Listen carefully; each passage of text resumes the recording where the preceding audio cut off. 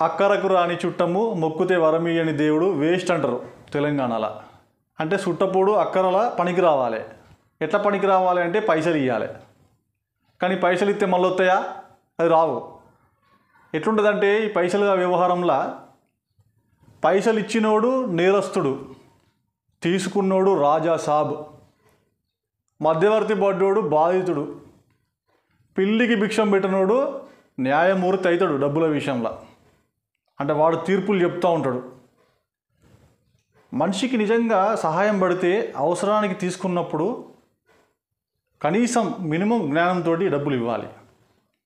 ఇలా ఒకరిద్దరు చేయడం వల్ల ఏమవుతుందంటే అందరినీ నమ్మకూడని పరిస్థితి వస్తుంది.